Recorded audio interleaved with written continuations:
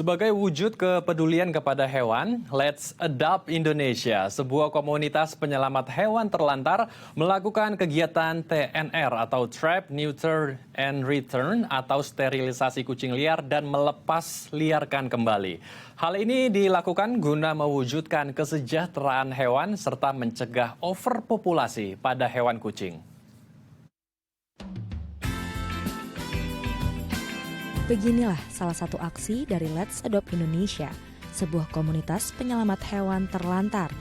Dalam aksinya tersebut, Let's Adopt Indonesia bekerja sama dengan Kebun Raya Bogor melaksanakan kegiatan trap, neuter, return atau tangkap, steril, hingga melepas kembali di habitat awal bagi kucing liar di kebun raya dan sekitarnya. Hal ini sebagai upaya menekan kasus overpopulasi serta mewujudkan kesejahteraan pada hewan, mencegah kasus penelantaran, hingga benturan antara manusia dengan hewan yang marak terjadi.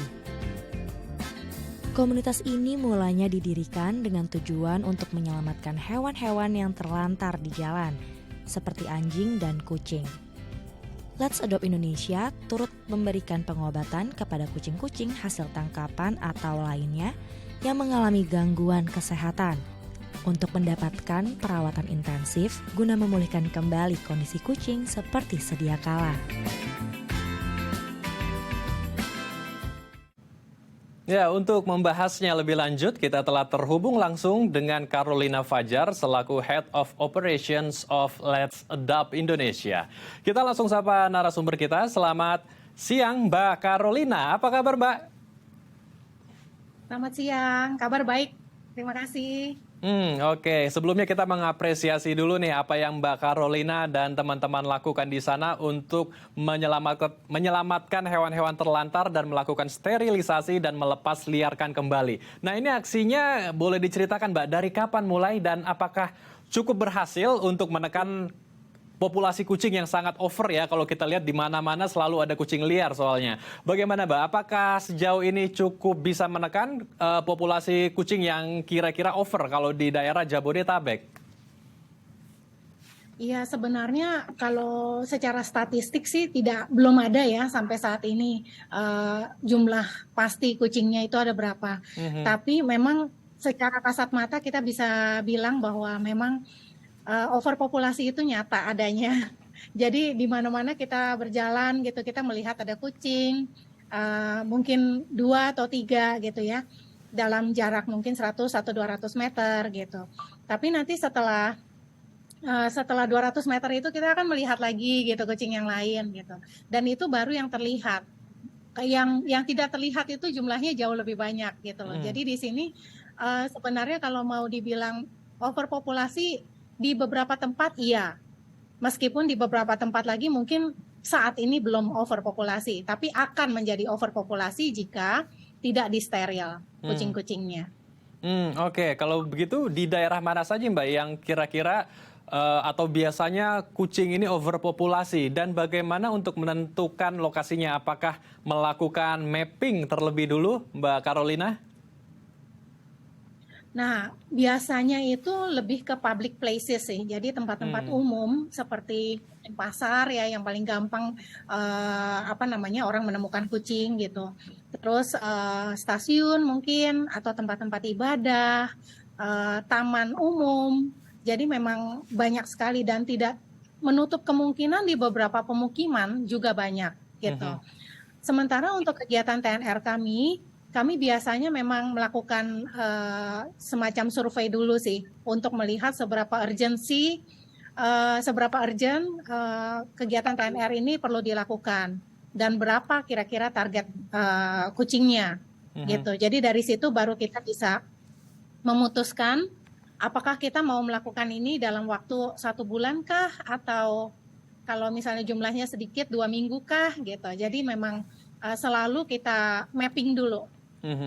Jadi melakukan mapping terlebih dulu ya agar aksinya juga lebih tepat sasaran. Nah, kalau untuk proses TNR-nya sendiri untuk menangkap kemudian sterilisasi dan melepaskan kembali ke tempatnya mereka semula, ini bagaimana SOP atau prosesnya, Mbak Carolina? Jadi untuk SOP-nya itu yang pertama adalah kita bekerja sama dengan komunitas setempat. Hmm. Jadi dalam hal ini kalau misalnya kita memang bekerjanya di daerah Bogor ya kita mencoba mencari komunitas lokalnya. Lalu kita bekerja sama untuk menangkap kucing-kucing yang ditangkap ini akan dibawa ke klinik. Mhm. Di klinik nanti akan diperiksa apakah kucingnya cukup sehat untuk di steril atau kucingnya sakit. Jika kucing sakit, maka akan diobati dahulu sebelum disteril. Sementara kucing yang sehat bisa langsung disteril dan mereka akan tinggal dulu dirawat inap di klinik selama 3 sampai 5 hari, Mhm. tergantung kondisi. Dan setelah itu mereka bisa dilepas ke tempat asal mereka ditangkap. Oke. Jadi Kurang lebih seperti ada itu. kerjasama dengan klinik ya. Apakah ada kerjasama juga dengan dokter-dokter di sana, Mbak, yang menjadi relawan tentunya di komunitas ini? Nah, kita bekerja sama dengan klinik sih. Jadi Hmm. nanti hewan-hewan yang memang udah ditangkap ini akan dibawa ke klinik gitu. Mhm. Cuma untuk beberapa tempat seperti yang waktu itu kami lakukan ke Kepulauan Seribu, di sana karena tidak ada klinik, jadi kami membawa tim dokter kami ke Hmm. sana untuk Baik. mensterilkan. Jadi dokternya Mm, sendiri yang ikut dengan tim untuk melakukan jemput bola mm. ya ke lokasi untuk Iya, mensteril kucing-kucing yang ada di sana.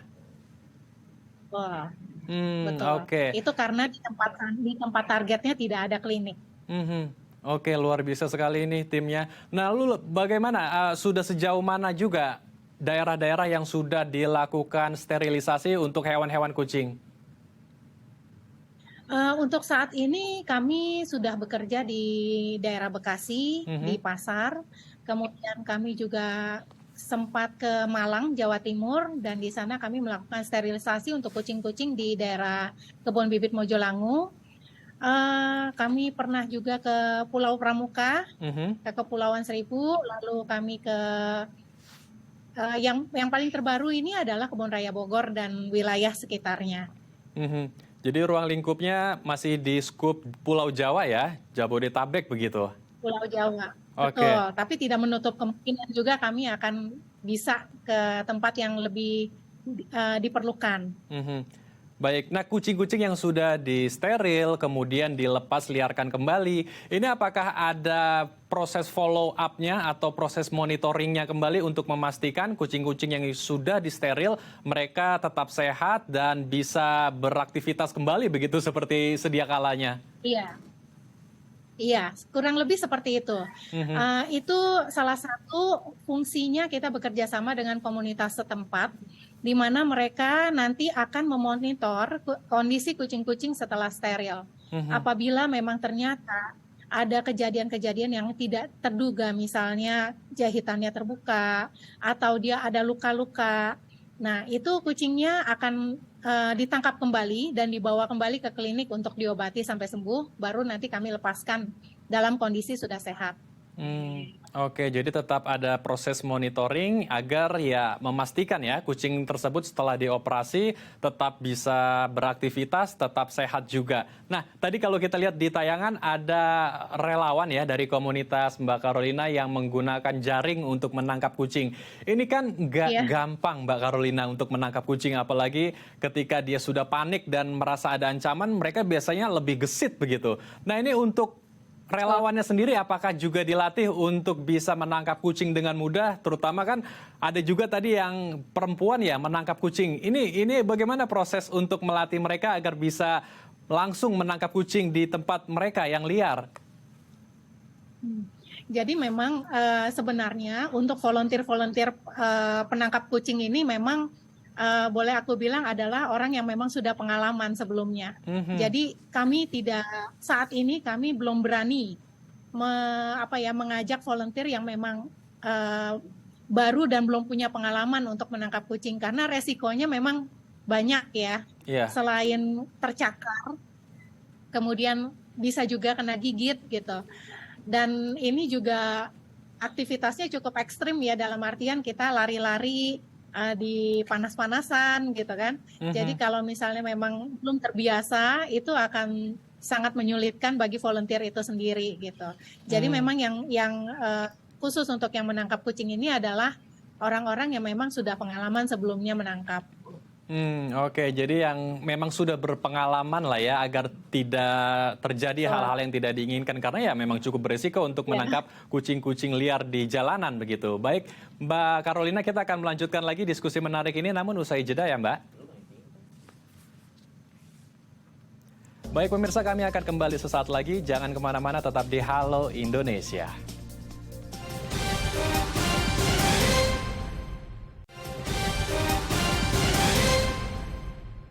Baik pemirsa, kita akan melanjutkan diskusi hangat kita bersama Mbak Carolina dari Let's Adopt Indonesia. Mbak Carolina, kalau kita tahu nih ya, kucing itu populasinya memang banyak sekali di jalanan. Nah, tidak sedikit juga kucing-kucing yang di jalanan ini mengalami luka ya, karena banyak juga ada yang kecelakaan karena kendaraan ataupun disiksa oleh warga, orang-orang yang tidak bertanggung jawab. Nah, apakah dari teman-teman komunitas Mbak Carolina juga melakukan rescue, menyelamatkan hewan-hewan yang terluka, kemudian dibawa ke rumah atau ke shelter tertentu, Mbak Carolina? Iya, jadi di sini kami tidak hanya Let's Adopt Indonesia ya, tapi juga beberapa komunitas yang serupa itu kami melakukan rescue dan rehome juga. Jadi di sini kami menyelamatkan hewan dari jalan, kemudian kami bawa ke klinik untuk diobati sampai sembuh. Lalu setelah itu kami carikan rumah. Untuk Let's Adopt Indonesia sendiri, kami sekarang ini ada pengobatan gratis untuk hewan-hewan liar yang tidak berpemilik atau hewan yang berpemilik tapi pemiliknya itu mengalami kesulitan finansial. Jadi kami membantu mereka untuk pengobatan anjing atau kucing tersebut. Itu pengobatannya berarti diberikan secara cuma-cuma atau gratis ya Mbak ya? Iya, betul. Jadi kalau misalnya memang hewannya itu sakitnya cukup parah, itu bisa kontak ke kami akan coba lihat dulu apakah memungkinkan klinik untuk menerima. Karena kan klinik tentu ada pasien-pasien lainnya ya, jadi kalau misalnya memang rawat inapnya sedang full, dia nggak bisa terima, ya mungkin kami akan carikan jalan keluar lain gitu. Baik, selama ini pasti sudah lebih dari 2 tahun ya untuk melakukan aksi sosial ini. Selama melakukan rescue untuk kucing-kucing liar di jalanan, apakah ada pengalaman yang tidak terlupakan atau pengalaman yang sangat berkesan sehingga ini juga bisa menjadi motivasi untuk Mbak Carolina dan tim di sana terus melakukan aksi sosial ini? Sebenarnya untuk pengalaman itu yang berkesan itu banyak sekali. Jadi memang setiap hewan ini memiliki cerita masing-masing ya. Nah, secara general aku bisa bilang di saat kita menolong mereka dalam kondisi terburuk mereka, kemudian kita coba untuk merawat lewat pengobatan atau fostering, merawat sementara di rumah, lalu kita bisa carikan rumah yang jauh lebih baik daripada apa yang bisa kami berikan, itu feelingnya itu tentu sangat bahagia untuk kita semua, gitu loh, yang merawat, yang menolong. Jadi perasaan-perasaan seperti itu yang tidak ternilai ya, kalau aku bilang, nggak bisa diganti dengan uang, gitu loh, perasaannya. Jadi memang kesan-kesan seperti itulah yang membuat kami terus melakukan hal seperti ini. Jadi memang ada kepuasan tersendiri yang membuat Mbak Carolina dan tim sangat luar biasa sukacita ya ketika bisa menyelamatkan hewan kucing. Karena mereka juga makhluk bernyawa yang sama dengan kita. Baik, itu adalah salah satu upaya untuk menyelamatkan kucing. Nah, kalau langkah untuk intervensi untuk warga atau orang-orang yang tidak bertanggung jawab, yang sering melakukan penyiksaan terhadap hewan atau ditelantarkan, apakah ada langkah-langkah tertentu untuk mengintervensi hal-hal seperti ini? Biasanya sih kita suka ajak orang tersebut untuk ngobrol gitu ya, ngobrol. Mungkin awal mulanya bercanda-bercanda dulu gitu kan, sampai nanti kita bisa masuk ke topiknya, kita memberikan edukasi gitu. Kalau misalnya memang ternyata memperlakukan hewan seperti ini itu sebenarnya tidak disarankan loh gitu. Kalau misalnya melakukan perawatan itu harusnya seperti ini gitu. Jadi kami berikan edukasi semacam itu supaya orangnya bisa lebih mengerti dan lebih bisa membuka mata dan hatinya. Tapi kalau misalnya memang terus berlanjut, misalnya dia memang udah terlanjur benci sekali dengan hewan-hewan tertentu, biasanya paling kita cuma bisa bilang, ya kalau misalnya emang nggak seneng ya nggak usah dipaksakan. Tapi jangan juga melakukan kejahatan terhadap hewan itu, gitu. Jadi ya udah, lebih baik diam aja daripada melakukan sesuatu yang jahat terhadap hewan, padahal hewannya sebenarnya nggak bersalah, gitu kan? Iya. Jadi di sini memang harus diberikan pengertian dan edukasi sih, Oke, supaya jadi bisa lebih mengerti gitu.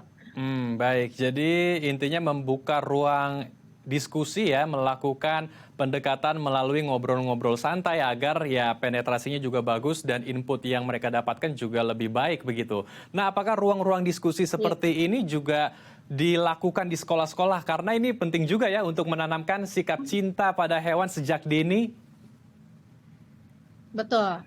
Jadi kami dari Let's Adopt Indonesia juga punya program untuk education. Di sini kami melakukan kunjungan ke sekolah, Iya. mulai dari anak TK, SD, SMP, SMA, dan bahkan ada juga kemarin kita sempat Zoom ya dengan universitas untuk melakukan semacam awareness gitu loh, terhadap kesejahteraan hewan secara umum.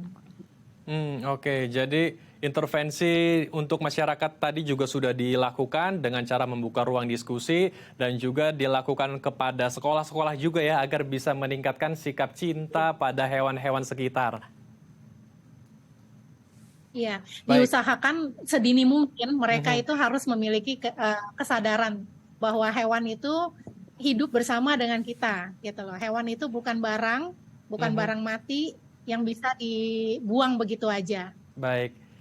Sejauh ini apa saja Bu tantangan, kesulitan atau rintangan untuk mengelola tim ini untuk terus bisa melakukan aksi sosial, melakukan penyelamatan kepada hewan, melakukan sterilisasi dan melepas liarkan kembali? Apa saja tantangan, hambatan, rintangannya, Mbak Carolina?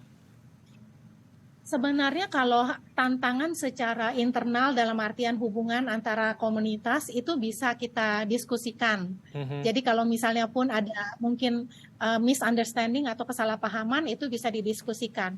Yang sebenarnya lebih nggak bisa diapa-apain itu adalah faktor cuaca sih. Jadi kalau misalnya kita menangkap atau melepas kembali itu tiba-tiba mendung dan hujan gitu, itu yang nggak bisa diapa-apain. Itu tantangannya lebih ke sana sih kalau aku bilang. Jadi faktor eksternal.